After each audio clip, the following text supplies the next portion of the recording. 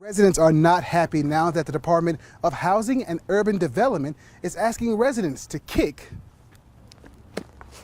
a bad habit. Grocery shopping. It's something that we do almost every day, whether we're just stopping by just to pick up a few items. But for people in rural communities, it might not be so easy. But for the folks in Cutbank, things just got a little easier.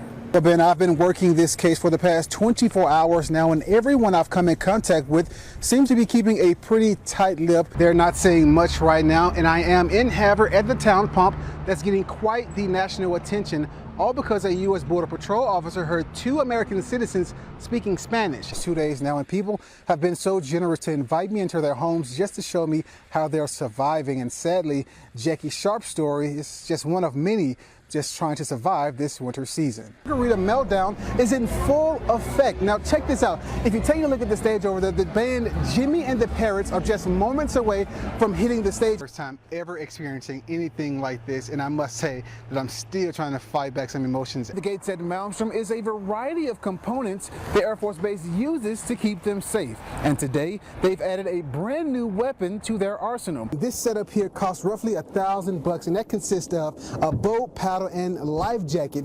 And yes, it is a bit pricey, but that could mean the difference of you paying the ultimate price, and that's with your life. This is the worst it's been in years. Like I said, I've lived here in this house for like 25 years. Jackie Sharp has lived in Browning, Montana all of her life, over 40 years to be exact. And while I was riding through the city, she stopped me to show me how her vehicles have been trapped in their yard for quite some time. I've got to call somebody to come and get me, somebody that I know has four-wheel drive, to come and get me and take me to the store. To only find that supplies are gone. The shelves get emptied pretty quick, and then the prices are like outrageous too, so that limits you. She added if you didn't stack up on firewood in the spring, you could be in for a long winter. She says, don't make the same mistake she made. I was just out picking scrap wood out of the yard to keep warm. She now has firewood at her home and says even though conditions are bad, the community always sticks together. People around here, they do kind of pull together and help each other. She added to live on the High Line, you really have to be Montana strong. It's a tough place to live. But when you grow up here, you're used to it. Millions of women from all over the country, including right here in Great Falls, took to the streets, all for one cause, and that's women's rights. Over 300 women gathered at Gibson Park in what is called the March for Democracy. And those cheers represent the rise of diversity, equal rights, and justice for all. We just feel that we have been left out, the people have been left out, and we want to rise. And for one woman, this is her second march she's ever attended and says she marches on behalf of women who can't. I'm here to be an advocate for people who can't speak for themselves. I consider myself an empowered woman. I was able to use education to break into a different socioeconomic class, but I still face barriers in my workplace. And she says it's time for a change.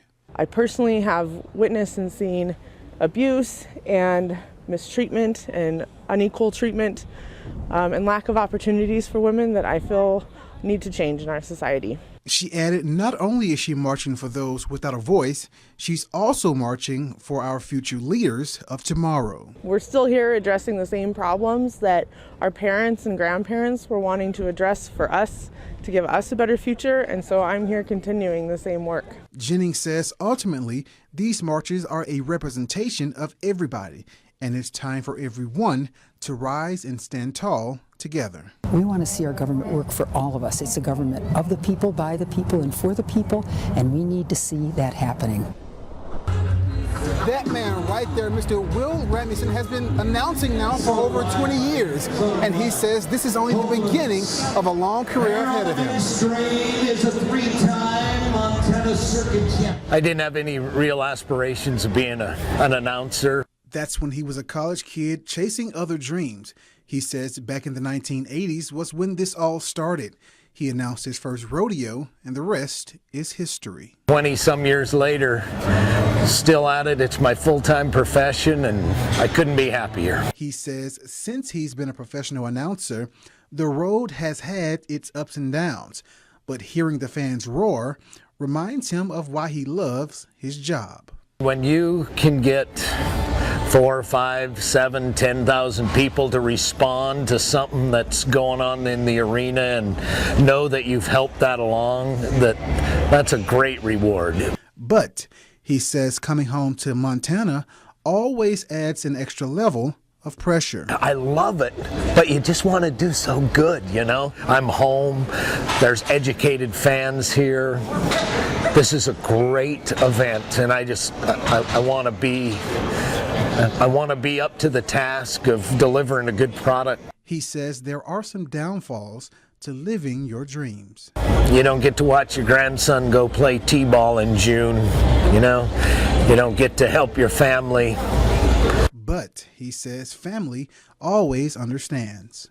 The same people whose events you miss, they're your biggest fans, and they get it. He says he is truly thankful for the opportunity to travel and see the country and couldn't imagine doing anything else. Well, there is one thing. They don't know, probably still trying to play my guitar or something. Reporting in Great Falls, I'm Tarvarious Haywood for Montana Right Now.